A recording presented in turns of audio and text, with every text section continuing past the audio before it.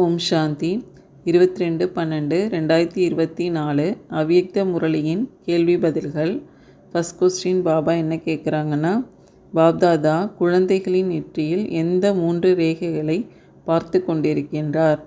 பதில்: பாப்தாதா நாலாபுறங்களிலும் உள்ள ஒவ்வொரு குழந்தையினுடைய நெற்றியில் பாக்கியத்தின் 3 ரேகைகளை பார்த்து கொண்டிருக்கிறாங்க. ஒன்று பரமாத்மா பாலனையின் பாக்கியவான் ரேகை, இரண்டாவது சத்தியமான ஆசிரியரின் சிரேஷ்ட படிப்பின் பாக்கியவான் ரேகை, மூன்றாவது ஸ்ரீமதியினுடைய ஜொலிக்கக்கூடிய ரேகை அப்படின்னு பாபா 3 ரேகைகளை குழந்தைகளின் நெற்றியில் பார்த்துட்டு இருக்கிறதா சொல்லியிருக்காங்க.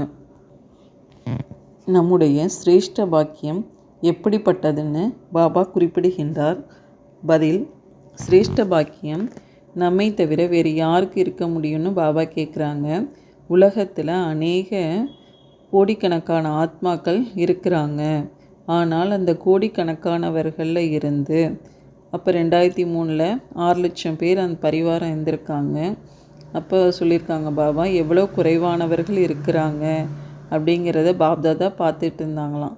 கோடிகளில் ஒருவர் ஆகிட்டீங்க இல்லையா? இப்போ இந்த 6 லட்சங்கிறது கோடியில் ஒருத்தர் ஆகிட்டீங்களா இல்லையான்னு கேட்குறாங்க பாபா. அதே மாதிரி ஒவ்வொருவருடைய உள்ளமும் அடைந்து விட்டேன்னு பாடிக்கிட்டு இருக்குது. அடைந்து விட்டீர்களா அல்லது அடைய வேண்டுமான்னு பாபா கேட்குறாங்க. அடைந்து விட்டீர்கள் இல்லையா? அதனால் தந்தையும் அப்பேற்பட்ட குழந்தைகளின் பாக்கியத்தை பார்த்து மகிழ்ச்சி அடைகிறாங்க. ஆகா பாபா ஆகான்னு குழந்தைங்க சொல்கிறாங்க. மேலும் ஆகா குழந்தைகளே ஆகான்னு தந்தையும் சொல்கிறாரு. இந்த பாக்கியத்தை வெறும் நினைவில் மட்டும் வைத்தால் போதாது, ஆனால் சதா நினைவு சொரூபமாக இருக்கணும் அப்படின்னு பாபா நம்முடைய சிரேஷ்ட பாக்கியம் எப்படிப்பட்டதுன்னு புகழ் பாடுறாங்க பாபா. நெக்ஸ்ட்டு, எந்த சொரூபத்தில் உள்ளவர்கள் உழைக்க வேண்டியதாக இருக்குதுன்னு பாபா சொல்கிறாங்க. அதுக்கான பதில்: பாப்தாதா குழந்தைகளின் விதவிதமான லீலைகளை பார்த்து புன்முறுவல் செஞ்சிட்ருக்காங்க. சிலர் யோசனை சொரூபமாக இருக்கிறாங்களாம். நினைவு சொரூபம் சதா இருக்கிறதில்ல. சில நேரங்களில் யோசனை சொரூபம், சில நேரங்களில் நினைவு சொரூபமாக இருக்கிறாங்களாம். யார் நினைவு சொரூபமாக இருக்கிறாங்களோ அவர்கள் நிரந்தரமாக இயல்பான சொரூபத்தில் இருக்கிறாங்க. யார் யோசனை சொரூபத்தில் இருக்கிறாங்களோ அவர்கள் உழைக்க வேண்டியதாக இருக்குது. இந்த சங்கம யுகம் உழைப்பதற்கான யுகம் அல்லங்கிறாங்க பாபா. சர்வ பிராப்திகளினுடைய அனுபவங்களுக்கான யுகமாக இருக்குது. 63 பிறவிங்களாக நீங்கள் உழைச்சிட்டீங்க. ஆனால் இப்பொழுது உழைப்பிற்கான பலனை பெறுவதற்கான யுகம்னு பாபா சொல்லியிருக்காங்க. அதனால் யோசனை சுரூபமாக இருக்கிறவங்க தான் உழைக்க வேண்டியதாக இருக்குன்னு பாபா சொல்லியிருக்காங்க. நெக்ஸ்ட்டு, எந்த முதல் அறிமுகம் இயற்கையானதாக இயல்பானதாக ஆக்கிவிட வேண்டும் அப்படின்னு பாபா கேட்டிருக்காங்க. அதுக்கான பதில்: குழந்தைங்க நான் ஆத்மா என்று நினைக்கிறாங்க. ஆனால் தேக உணர்வு அப்படி நேச்சுரலாக இருக்குதுங்கிறாங்க பாபா. அதனால் அடிக்கடி விரும்பாமலேயே நினைக்காமலேயே தேக உணர்வில் வந்துடுறாங்க. இப்பொழுது இந்த மறுபிறவியில் ஆத்ம அபிமானி, அதாவது தேகி அபிமானி ஸ்திதி கூட அவ்வாறே இயற்கையாக இயல்பாக இருக்கணுங்கிறாங்க பாபா. எப்படி நமக்கு தேக அபிமானம் இருக்குதோ அதே மாதிரி ஆத்ம அபிமானமும் இயற்கையாக இருக்கணுங்கிறாங்க பாபா. அதனால் நான் ஆத்மான்னு கடின உழைப்பெல்லாம் செய்யக்கூடாது. எந்த ஒரு குழந்தை பிறந்தாலும் அதற்கு கொஞ்சம் விபரம் தெரிஞ்ச உடனே அதுக்கு நீங்கள் யாருடையவர்னு அறிமுகம் கொடுக்குறாங்க. அதே போல் எப்பொழுது பிராமண பிறவி எடுத்துட்டீங்களோ அப்பொழுது பிராமண குழந்தைங்களாகிய உங்களுக்கு பிறப்பெடுத்த உடனேயே என்ன அறிமுகம் கிடைக்குதுன்னு பாபா கேட்குறாங்க. ஆத்மாங்கிற பாடம் உறுதியாக்கப்படுது இல்லையான்னு சொல்கிறாங்க. எனவே இந்த முதல் அறிமுகம் இயற்கையானதாக இயல்பானதாக நேச்சுரலாக ஆகிடணுங்கிறாங்க பாபா. இயல்பாக இருப்பது இயற்கையாகவும் நிரந்தரமாகவும் இருக்குது. நினைவு செய்ய வேண்டியதெல்லாம் இருக்காது. இப்பொழுது சமயத்தின் அனுச்சாரமாக ஒவ்வொரு பிராமண குழந்தையினுடைய ஆத்ம அபிமானி நிலை நேச்சுரலாக ஆகணும் அப்படின்னு பாபா ஆத்ம அபிமானி நிலையை நேச்சுரலாக அடையணும்னு சொல்லியிருக்காங்க. எது வீணானதை சகஜமாக முடிவடைய செய்துவிடும் அப்படின்னு பாபா கேட்டிருக்காங்க. அதுக்கான பதில்: பாப்தாதா ஜீவன் முக்தி அடையிறதுக்கு முன்பாக கடின உழைப்பிலிருந்து விடுபடணும்னு சொல்லியிருக்காங்க பாபா. ஆத்ம அபிமானி ஸ்திதியானது தான் சமயத்தை அருகாமையில் கொண்டு வருங்கிறாங்க. மற்றும் உலகத்தில் உள்ள உங்களுடைய அனைத்து சகோதர சகோதரிகளை துக்கம் அசாந்தியிலிருந்து விடுபட செய்யும். நம்முடைய ஆத்ம அபிமானி ஸ்திதி தான் ஆத்மாக்களுக்காக முக்தி தாமத்தின் கதவுகளை திறக்க செய்யும்னு சொல்லியிருக்காங்க. ஆகவே தன்னுடைய சகோதர சகோதரிகள் மீது இரக்கம் வரலையான்னு கேட்குறாங்க. நாலாபுறங்களிலும் உள்ள ஆத்மாக்கள் எவ்வளோ கூச்சலிட்டு கொண்டு இருக்கிறாங்க. உங்களுடைய முக்தி அனைவருக்கும் முக்தி கிடைக்க செய்யும். இயல்பான நினைவுடையவராக மற்றும் சக்திசாலி ஸ்வரூபமாக எந்தளவு ஆகியிருக்கிறேன் என்பதை சோதனை செய்யணும்னு சொல்லியிருக்கிறாங்க. சக்திசாலி ஸ்வரூபம் ஆகணும். இதுதான் வீணானதை சகஜமாக முடிவுக்கு கொண்டு வரும்னு சொல்லியிருக்காங்க. நம்மளுடைய சக்திசாலி ஸ்வரூபம் தான் வீணானதை சகஜமாக ஆக்கிடும்னு சொல்லியிருக்காங்க பாபா. நெக்ஸ்ட்டு சுயஸ்திதிக்கான சாதனம் எது, அது எப்படி இருக்க வேண்டும்னு பாபா கேட்டிருக்காங்க.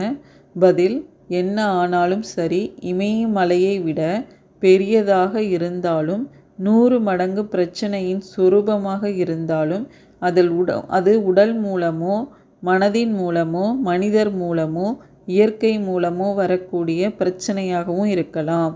பரஸ்திதினா சூழ்நிலை. உங்களுடைய சுயஸ்திதிக்கு முன்னால் ஒன்றுமே கிடையாதுங்கிறாங்க பாபா. மேலும் சுயஸ்திதிக்கான சாதனம் சோமானம் ஆகும்னு சொல்லியிருக்காங்க. சோமானம் நேச்சுரலாக இருக்கணும்னு சொல்லியிருக்காங்க. நினைக்க வேண்டியதாக உள்ளதுங்கிறதுலாம் இருக்கக்கூடாது. அடிக்கடி உழைக்கக்கூடாது. நான் சுயதர்ஷன சக்கரதாரி, நான் கண்ணின் மணி, நான் இதய சிம்மாசனதாரி, அதுவாக தான் இருக்கிறேன். வேறு யாராவது அப்படி ஆக வேண்டுமா என்ன அப்படின்னு நம்மளை நாமே கேட்டுக்கணும். நம்மளை நாமே அந்த ஸ்திதியில் உறுதியாக்கிக்கணுங்கிறாங்க பாபா. கல்பத்திற்கு முன்பு யார் ஆகியிருந்தார்கள்? வேறு யாராவது ஆகியிருந்தார்களா அல்லது நீங்கள் தான் ஆகியிருந்தீர்களான்னு கேட்குறாங்க. நீங்கள் தான் ஆகியிருந்தீங்க. நீங்கள் தான் ஆகி இருக்கிறீர்கள். ஒவ்வொரு கல்பமும் நீங்கள் தான் ஆகுவீங்க அப்படிங்கிறத இதை உறுதிப்படுத்திக்கணும்னு சொல்லி பாபா சுயசிதிக்கான சாதனம் சோமானம், அதில் உறுதியாக இருக்கணும், நேச்சுரலாக இருக்கணும்னு சொல்லியிருக்காங்க. எது மிகப்பெரிய புண்ணியம்னு பாபா கேட்டிருக்காங்க.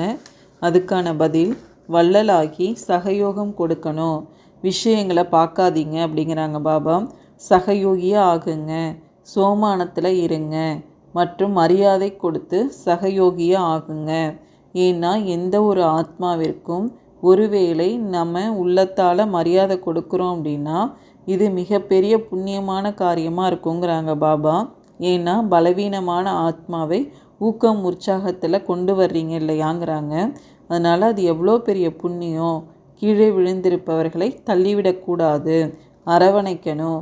அதாவது வெளியில் அரவணைக்கிறதுங்கிறது கூடாது. அரவணைப்பதுங்கிறது தந்தைக்கு சமமாக ஆக்குவது, சகயோகம் கொடுப்பது அப்படின்னு சொல்லி பாபா இதுதான் மிகப்பெரிய புண்ணிய காரியம்னு சொல்லியிருக்காங்க. அனைத்தையும் விட எளிய முயற்சி எதுன்னு பாபா கேட்டிருக்காங்க. பதில், அனைத்தையும் விட எளிய முயற்சி எதுன்னா ஆசீர்வாதங்களை கொடுக்கிறது. ஆசீர்வாதங்கள் பெறுங்கள் என்பதாகும். மரியாதை கொடுங்கள் மற்றும் மகிமைக்கு தகுதியானவராக ஆகுங்க அப்படிங்கிறாங்க பாபா. மரியாதை கொடுப்பவர்கள்தான் அனைவரின் மூலமாக மரியாதைக்கு உரியவர்களாக ஆகுறாங்க. மேலும் எந்தளவு இப்பொழுது மரியாதைக்குரியவர்களாக ஆகுவீர்களோ அந்தளவு ராஜ்ய அதிகாரியாக மற்றும் பூஜைக்குரிய ஆத்மாவாக ஆகுவீங்க. கொடுத்து கொண்டே செல்லுங்கள். பெற வேண்டும் அப்படிங்கிறதுலாம் இருக்கக்கூடாது. பெற்றுக்கொண்டு பிறகு கொடுப்பதுங்கிறது வியாபாரிகளோட வேலைங்கிறாங்க பாபா. நீங்களும் வள்ளலுடைய குழந்தைங்களாக இருக்கிறீங்க, அதனால் கொடுத்துக்கிட்டே இருக்கணும் அப்படின்னு சொல்லியிருக்காங்க. எந்த 3 சேவைகளும் இணைந்தே செய்ய வேண்டும் அப்படின்னு பாபா கேட்டிருக்காங்க. அதுக்கான பதில், ஒரே நேரத்தில் 3 சேவைகளும் இணைந்தே செய்யணுங்கிறாங்க பாபா. ஃபஸ்ட்டு பேச்சு, 2வது சுய சக்திசாலி ஸ்திதி, 3வது சிரேஷ்ட ஆன்மீக அதிர்வலைகள். எங்கு வேண்டுமானாலும் சேவை செய்யுங்க, அங்கே அப்படிப்பட்ட ஆன்மீக அதிர்வலைகளை பரப்புங்கிறாங்க பாபா. அந்த அதிர்வலைகளின் பிரபாவத்தில் சகஜமாக அனைவருமே கவர்ந்தெழுக்கப்படணும்னு சொல்கிறாங்க. இப்பொழுது கடைசி பிறவியில் கூட உங்கள் அனைவருடைய ஜட சித்திரங்கள் எவ்வாறு சேவை செய்து கொண்டிருக்குதுங்கிறாங்க பாபா. வார்த்தைகள் பேசுகிறீங்களா என்ன, அது மாதிரி அதிர்வலைகள் அப்படி இருக்குது, அந்த கோயிலெல்லாம் அதிர்வலைகள் அந்த மாதிரி இருக்குதுங்கிறாங்க. அதனால் பக்தர்களின் பாவனைக்கான பலன் சகஜமாக அங்கே கிடச்சிடுது. அவ்வாறு அதிர்வலைகள் சக்திசாலியாக இருக்கணும். அதிர்வலைகளில் அனைத்து சக்திகளின் கிரணங்களை பரப்பணும்.